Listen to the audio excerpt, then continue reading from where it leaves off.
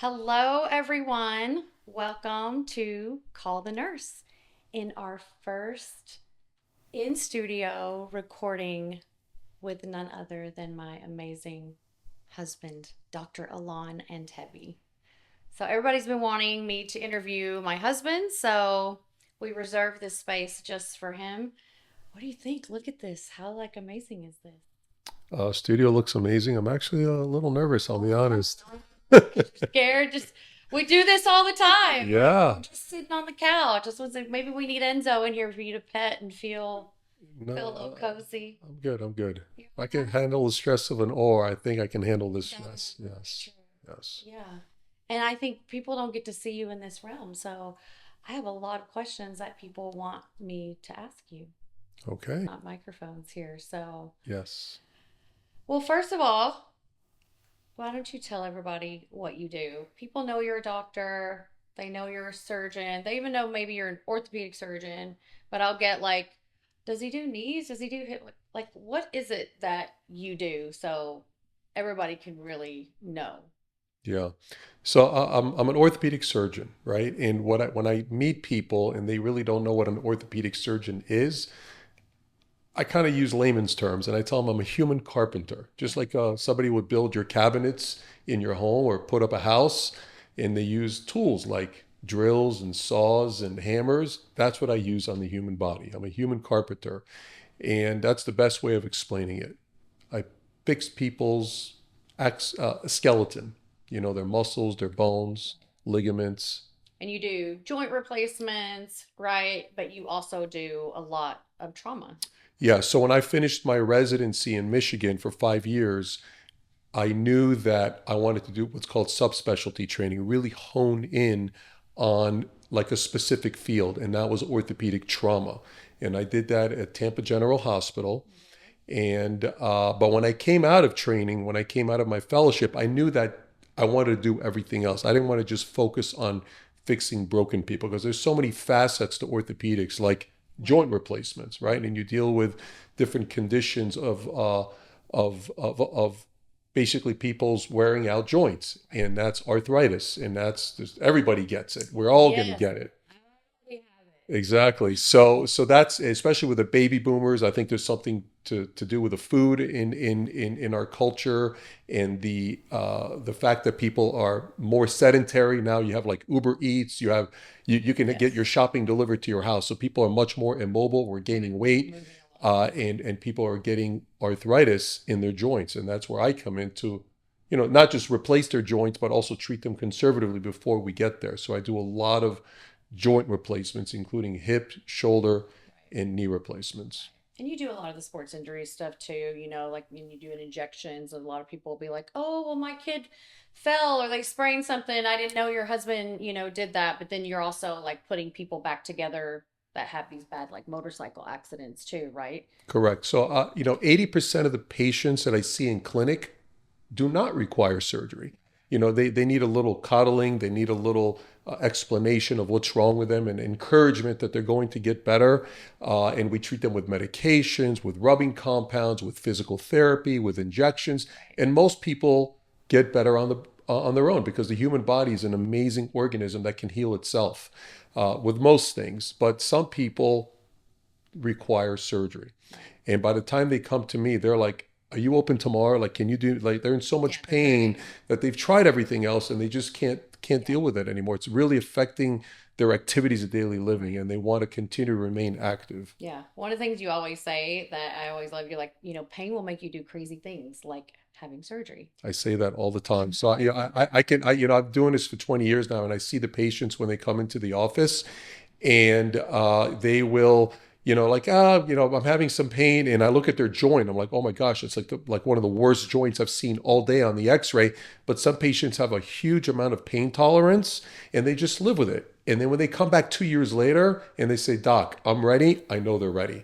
Some patients are just they don't get there. They just live with their pain for the rest of their life, and they let the pain dwindle down their activities they're living, where eventually they become wheelchair bound, and they're so Right. stubborn that they won't get it done, either because they're too scared or they've had a Right. family member or a patient that had a bad outcome, and they just they just don't want to get it done. But Yeah. I'm there to encourage them and show them other patients that have had it done and they do well and they can move on with their life without pain. Yeah, I always think like when people come like to you, they're thinking, well, you're a surgeon, you need to do surgery, right? But you actually try to prevent people from having surgery as long as possible. I mean, I think I've asked you to like do something with this shoulder that's been killing me or my hip. Yeah, You're like, you're fine, you just need an yeah, injection or whatever. yeah. But you do tend to like not want to push surgery, which I find really interesting. And some people get like mad about that, right? Because they think you're supposed to fix it.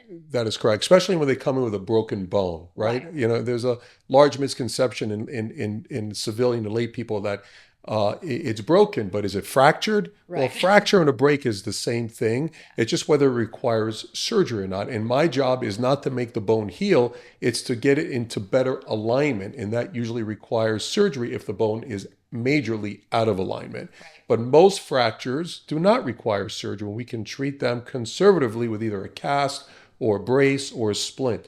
It's when you get to these really bad traumas that the fractures are open, compound, or displaced where I come in to do what I need to do to get them back together to heal. And you're kind of known at the hospital as the yes man because you do like you don't say no to a surgery typically because you fix everything. You fix the complex fractures.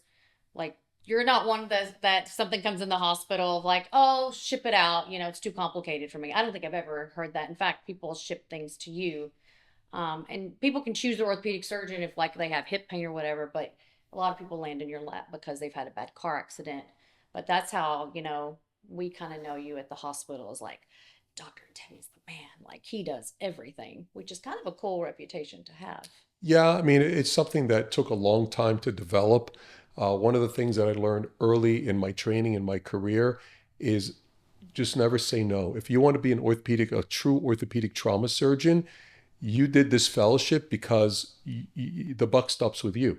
If you can't handle it, nobody else will. And a lot of the surgeons in our community who are great surgeons, but they have a limit as to what they're Right. comfortable in Right. doing. And that makes a great surgeon, right? When you're a surgeon, you're like, you know what? I think there's somebody else better that can Right. handle this devastating Yeah. injury, and they They know pass the it on. And limitations. sometimes I get these injuries, I'm like, oh my gosh, this is really, really bad.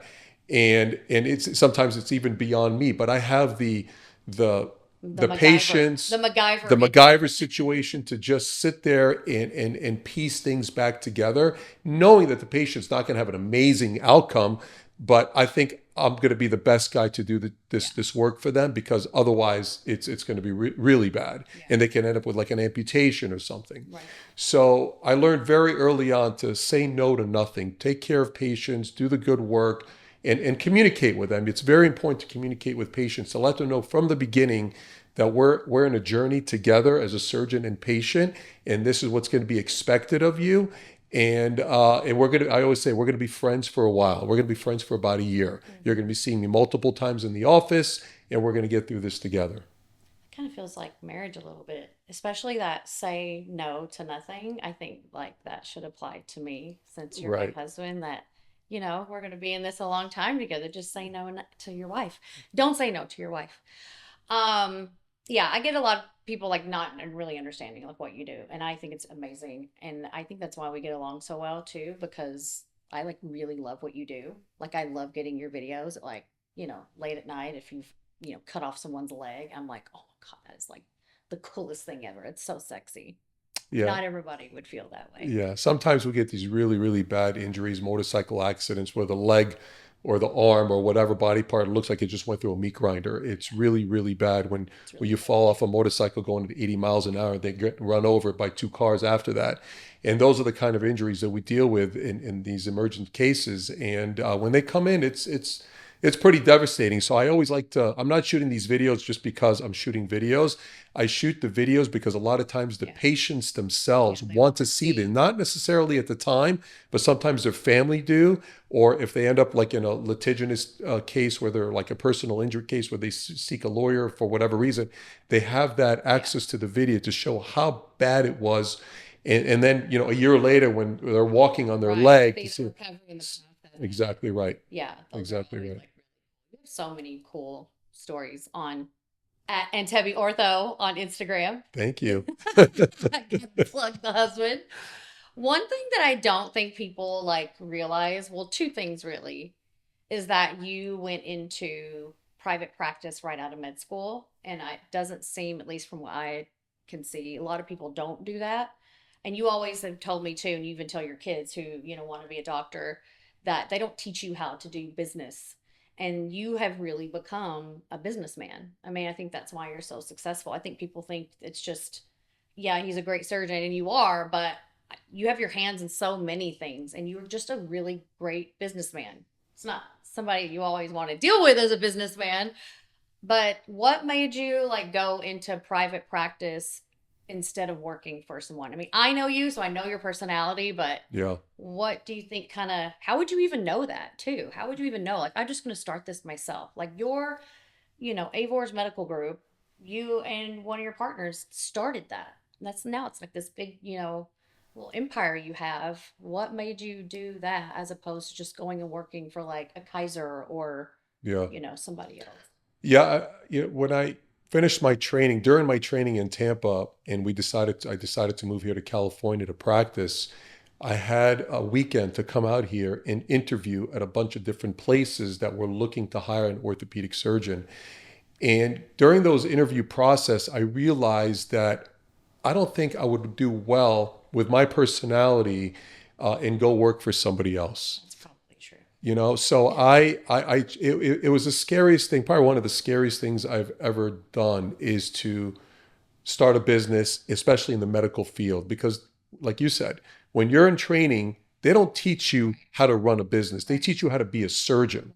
But thankfully, I've had some mentors through my training that were in private practice, and I kind of saw a little glimpse of how they run things, especially my mentor, Dr. Roy Sanders in Tampa, Florida, where I did my fellowship. And I mean, he built an empire over there. Right. And I didn't want to be that big, but I wanted to do something and grow. So when I moved here to California, I ended up basically starting my own gig. And the further north you go in LA County, the more demand there was for an orthopedic surgeon. And that's why I chose to land in the Antelope Valley, which at the time then it was like, man, that's like the armpit of LA County. But Yeah, it, nobody wanted to go nobody live wanted to go there. there. But it was like the best move I could ever Right. make because they had such a demand for a newly trained Yeah. orthopedic surgeon. We And have that's how I started.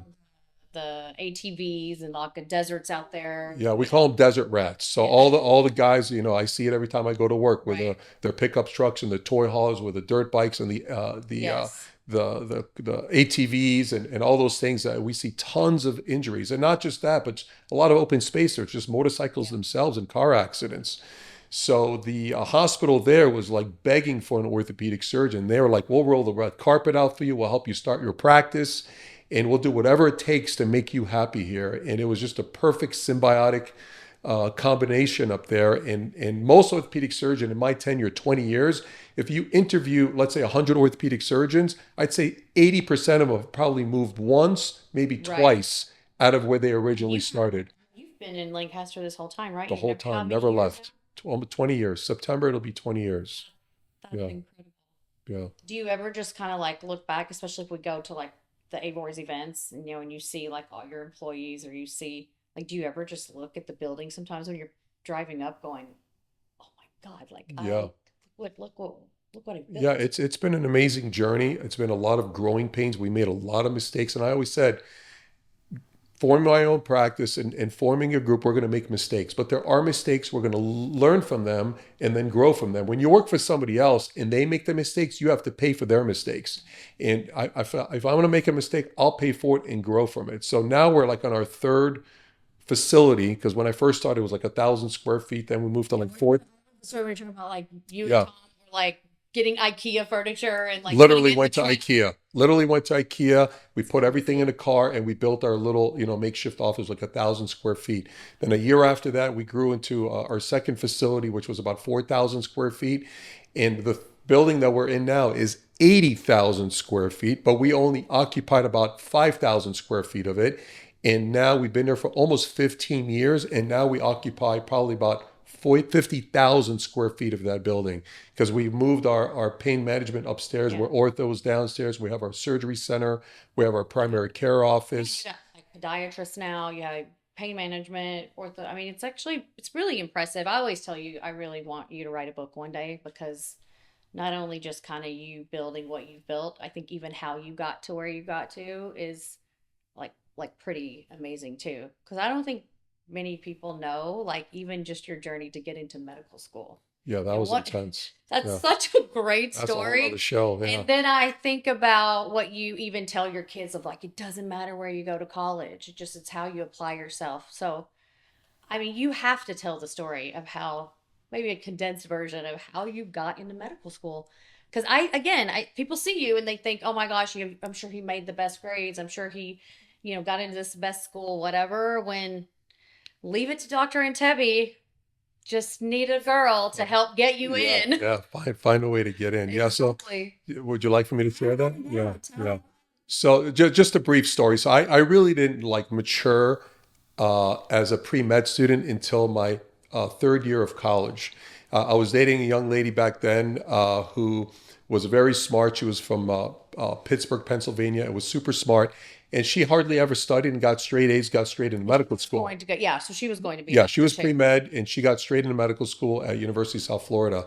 And I basically graduated college and moved in back with mom and dad because I applied and did not get in. Right. So moving with my parents for a couple of years, I took some more classes and I worked all the time to raise money because my parents could not afford to send me to medical Right. school if and when I got in. But I applied again a year after college, still didn't get in. Applied second year, still didn't get in And you weren't getting in because you just didn't have the grades, because you just weren't like you just weren't because into I college wasn't at the competitive. My yeah. MCATs weren't great. Right. Even though I was a straight A student, my third and fourth year of college, when you mix the first and second year, it was kind of like a B plus average. And just like it is today, super competitive. It was very competitive then. So I remember there was a medical school in South Florida called Nova Southeastern, and I basically went and knocked on their door and said, "Listen, I've applied 3 years in a row. You guys didn't even grant me an interview. What do I got to do?" They're Yeah. like, "Oh," they looked at my application. They're like, "Go take some more classes." So I took classes as I was working, took the MCATs again, and they finally granted me an interview.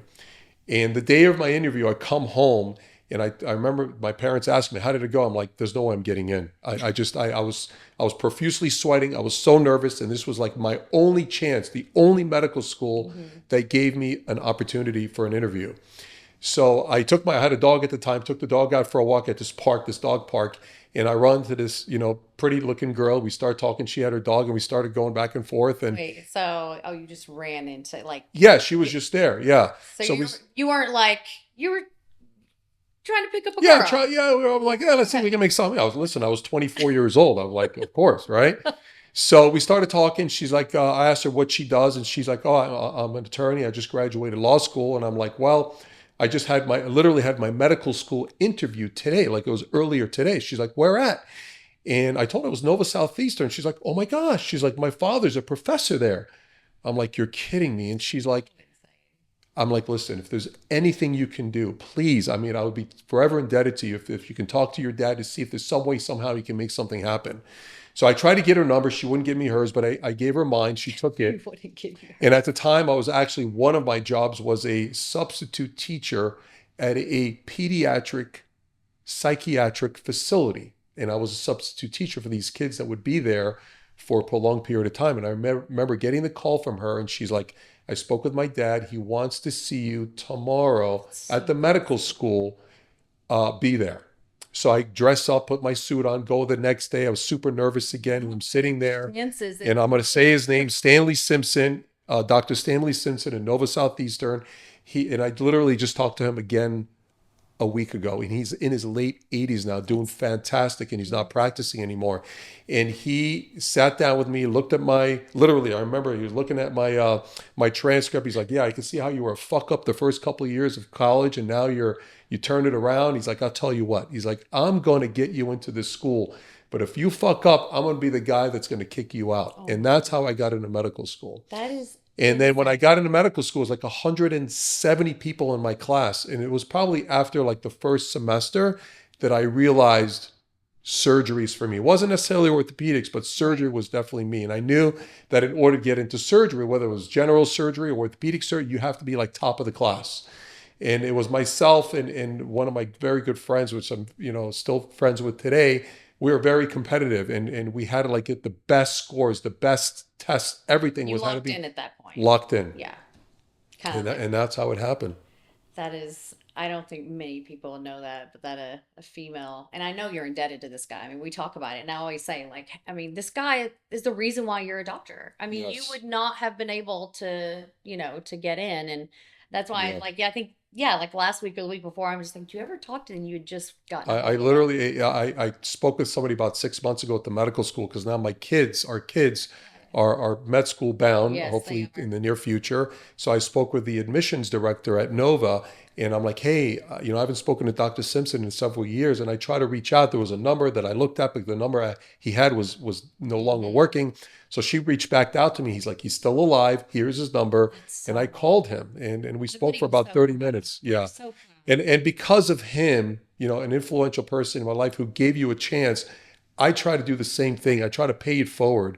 So anytime my staff in the office knows if there's ever like a medical student or an intern or college, even a high school student Just that wants to wants to chat. shadow a doctor to kind of see what it's like, I always say Yeah. yes. Yeah, you just Always. did that with my best friend Ginger in Arkansas. Jake's, applying to medical school, so it was really And cool. he And just got into medical he school. did, he just got into Yes. medical school. And I think, who Yes. knows, it'll be really cool if he ends up being a surgeon because he really loved, being with you Yeah. that day. So what a cool story to, you know, how you got into medical school and who you are today. Yeah. And that's why I tell my kids, I'm like, it doesn't matter where you go. Right. It really does. It really matters what you do afterwards and Right. how you How you apply apply yourself. yourself and how hard you want to work. Nothing takes away from hard work. Nothing. Yeah. So inquiring minds want to know how we met. And of course, I'm a nurse at our hospital, and I did not know you. I had heard your name. You were very intense. Um, and then I know how I met you. I want to know, My what were you version. thinking? Yeah, what was your version? Because it's interesting because on our floor, it's like a critical care, like a either ICU or PCU, progressive care unit. We don't really see the surgeons a lot on the floors because you know, you've already done your surgery or you're going to see them in the office. So I remember seeing you that day, but I wasn't really in a mode of, you know, hanging out with, the doctors. So how would you say we met? What was your impression? Well, I mean, at the time in my life, when we met, I was separated from my now ex-wife for approximately 3 or 4 months. We were still living together at the time. We had a big enough house, it was separate bedrooms. Yeah. And And I did the same with my ex when, we were divorcing. We stayed in the yeah, same house for a while, really for the kids. I mean, yeah. figuring things out. So I work out of three hospitals, and Holy Cross, where we work together, is one of the hospitals. And at the time, I was probably 20% of my time as a professional at that hospital. So I wasn't one to like go up to the floors and make rounds on Right. patients and stuff like that. So I remember I think I was there for surgery that day, and I had to go see a patient on the floor. And at the time, you're working on the third floor, correct? Hmm. Yeah. So I remember walking down the hall and I'm like, holy shit. Like, who is this gorgeous blonde? Hmm. And I was like, wow. And at the time it was like, how do you like, I'm not much, of like a schmoozer like that, like cheesy, oh, Yes, we know you, nurses just kind of you throw want to you like in. go out with me? So I'm like, how do I like get her attention? So I don't know. I just did something a little covertly. I saw you, and I think I took one of my cards. I don't know You if it was my did. card or and I wrote down. I'm like, wow. I don't remember exactly. You probably remember word for I still word. have Wow. I still have the card. I know what it says. Yeah. I know exactly what it says. Yeah. I remember you kind of calling me over and Yeah. handing me a card. And I'm thinking, why is this orthopedic surgeon handing me a card? Does he think I like have a limp or something? Like Yeah. maybe I need some help with my joints. Yeah. So I gave you the card. I think it said something to the fact that, hey, I'd love to, talk to you, or, here's my number. Please call Hmm. me. Because I don't think, wasn't sure if you were going to give me your number. So, And you didn't know if I was single or and married. yeah, You I wrote didn't, on there like, yeah, yeah, I find you very attractive. I don't know if you have a boyfriend or husband, but would love to take you out or something like that. Yeah. yes, exactly right. So, and that's how I saw you. That's how I found you. That's how you found me. Yeah, Yes. you did. You weren't just fishing. That's what you always say, you're fishing in the nurses. And I don't think at the time, I know for me, I definitely wasn't looking for anything. And I know you know, weren't either, but it was an interesting time. And I remember thinking, like, why is this doctor doing, and then like, oh, is he married? Is he not? And, I remember texting you, like, because I was more like, what's he doing? Yeah. And, do you have a wife? Oh, I've been separated. And I remember saying, like, I don't want to be a part of that. Like, go do, the grass is not greener. Go figure it out. And, let me know if you ever get divorced. And then there's all Mm. kinds in between there, too. So, But I just want to get it on the record. what you're going to say? What am I going to say? You're going to say, but you texted Yeah, me. I threw the line and you bit the hook, I, I didn't and I just, I reeled you. didn't I line reeled you right in, but away. you were fight. You were a fighter. I was a You fighter. were a fighter. It wasn't You like, were persistent. yes, I was persistent. Like reeling in a big tuna. It takes a lot of work, That's an and interesting. yeah, and you were a lot of work. You were not easy, which kind of drew me to you even more. I was like, wow, this is not just some dumb blonde bimbo. Like this, she's educated and she's a great conversationist and she's a great communicator. I learned that very early on with you. And I'm like, this one is special. I'm not sure Yes. that's exactly what you were thinking when you met me, but Well, amongst other things. I remember thinking, oh my gosh, okay, fine. I'll like, because you kept saying, okay, listen, just meet up with me. I think it was like for a week or two. Meet up with me. And then if you don't feel like there's any kind of connection, I promise I'll leave you alone. Yeah. And I think that's when we started talking about you were going through your divorce. It was kind of, or at least, I don't even know if it was even, you guys weren't together. Yeah. And then I told you my story of how, me and my ex were, um, good friends. And I'd heard about you as a doctor. Like I knew you were a good surgeon, but I think in the 10 years at that time I'd been at our hospital, I'd seen you. That was the second time I think in 10 years that I had seen you. And I used to, I was like, God, he's such a good looking doctor, but I never crossed those lines, you made the move on that one, but I did think, wow, he's attractive. But I'd heard good things about you as a surgeon, but I definitely didn't think that we would be here 8, 9 years later. But we definitely connected in a lot of ways when you were going through your stuff, and I do think that really is how we really just became good friends in a lot of ways, right? I mean, I think we listened to some music together. You got me listening to Iron Maiden somehow. I don't know how that happened. But I remember you even asking me a lot of questions about how in the world are you and your ex so close, or how can you possibly like not want to like, you know, strangle your ex if you've been divorced this long. I think Yeah. that was something that kind of connected us because I kind of became somebody who helped you deal with your divorce during that time. Yeah. Every divorce is different. And when I was going through mine, it was definitely a dark time in my life. And when God put you in my life, you were like the shining light. Mm. And seeing how you divorced your husband and you guys were still communicating and co-parenting with Haley, I'm like, wow, if I can get not fully, but if I can get part of that to be able to still communicate with my ex and not want to just kill each other Mm-hmm. and be able to have some uh, co-parenting and be able to kind of function as a family unit without being married, that's one of the things that I wanted to do, and you helped me do that. It took a while, and looking at it now, 8 years Right. later, whatever it is, Yeah, because the kids were what, like I think 12 and 13, yeah, I they think were at the still time, and very that was a young. really hard thing for you guys to even like tell them that, mom and dad were gonna. I remember you guys were gonna go on a cruise, wasn't that? I think that was in like right at the beginning when we first kind of met. And I remember you guys just having some conflict on who was gonna go because you guys were separated, and I Yeah, think we were doing it with another family. And you were like, she doesn't want me to go. And I'm thinking, but you took off 2 weeks. Like, you never really get that time, with your kids because you're working a lot. yeah, And I remember telling you, like, you should go. Like, you need to go. right. Well, I mean, as a surgeon, we have to kind of plan our lives months ahead, with Right. the schedules when you're taking call. So this trip was already scheduled. It was like a European cruise or whatever with the kids and another Like a family. Disney cruise, I think. Yeah, Yeah. and when it came time, we were already separated. It's like, all right, are we going? What are we going to do here? And she was like, well, I want to go with the kids and without you. I'm like, screw that. I'm the one that paid for it. I'm the one that's not seeing the kids hardly because I'm working so much. I'm going to go with the kids. It was an argument back and forth, and I think the other couple we were very good friends with, who are now divorced themselves, uh, basically said, listen, why don't you guys grow up? You're doing this for the kids, Mhm. and just go together. And at the time when you and I were starting to see each other, I really liked you, and I think you kind of liked me. But you also, again, one other thing that drew me to you is that you were like, you know what?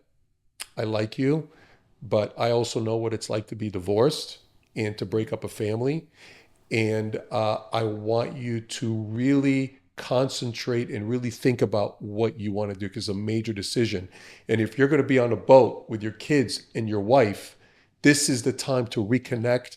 And if you decide to reconnect with her It's and a really, best case it was scenario. a best case Yeah. scenario, and I'll be hurt, you, but I would understand. It's like you're like going with some other girl, right? Yeah. Yeah. I So, thought if you go, I knew it was the best chance for your kids, right? Like, and I didn't even know them yet. And I didn't know, your ex at the time.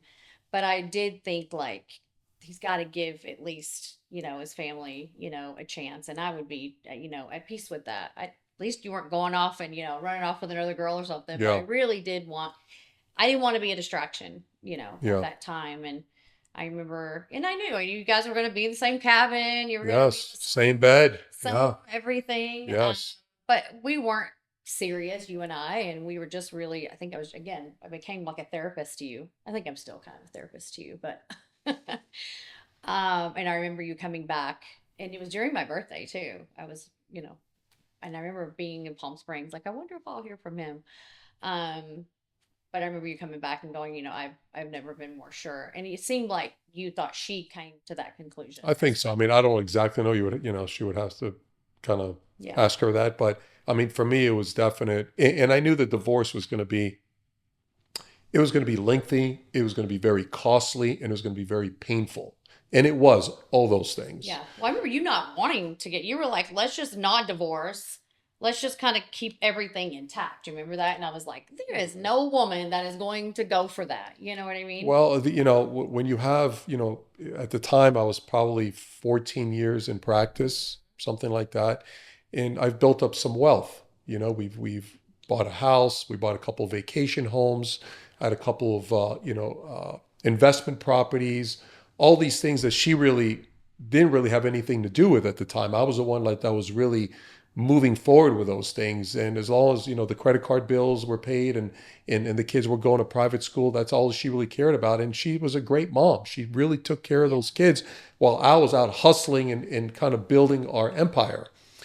And Well, she did have something to do with it in a sense of she was taking care of the kids and the home and, you know, yeah, so like I said, she was moms do. yeah, she was a great mom. But then, when we ended up getting separated, it was like time for me, like, or what do we do here? So Yeah.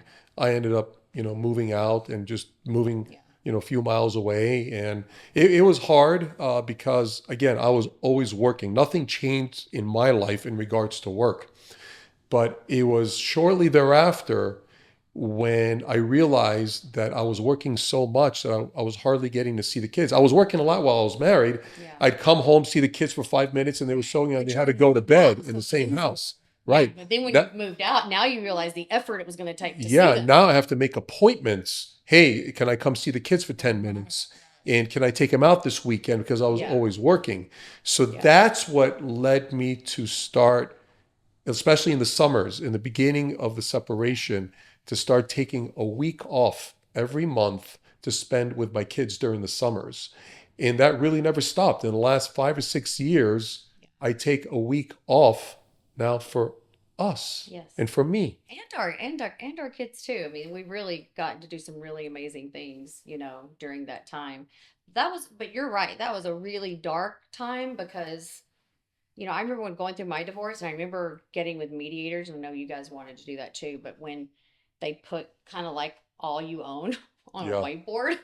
And it's like, oh my gosh, it's like the sum of our marriage. And yeah, It was a lot. that was lasted, I think, like The a only few people years, that really won during our divorce, the attorneys. the attorneys. Yeah, Yeah. because they're the ones that are really interested in keeping this thing prolonged. Every email, every phone call, Yes. every piece of paper that they review Yeah. is cha-ching. Yes. And if I could have, done it all over again, obviously with the agreement of my ex-wife, if we could have just sat down Yeah. and divvied up, because everything essentially got divvied up, Sure. we could have had an account to kind of look at everything. So this is everything you own, split it in half, and be done, right? I wonder what she would say after going through all that Yeah. to see if she would agree after everything. I mean, she gained a lot more than, I lost a lot, she gained a lot. Mm. But I wonder what she would Yeah. say, after going through Yeah. all like 3 or 4 years. Yeah. It's always hard. I mean, even my divorce was amicable, but obviously, my daughter was younger. She was like 5 or 6, actually, probably like more 7 or 8 when we actually divorced, but it takes a toll on them. And they're just, the kids just really went through a lot. Don't forget to go follow Call the Nurse podcast on all social media platforms.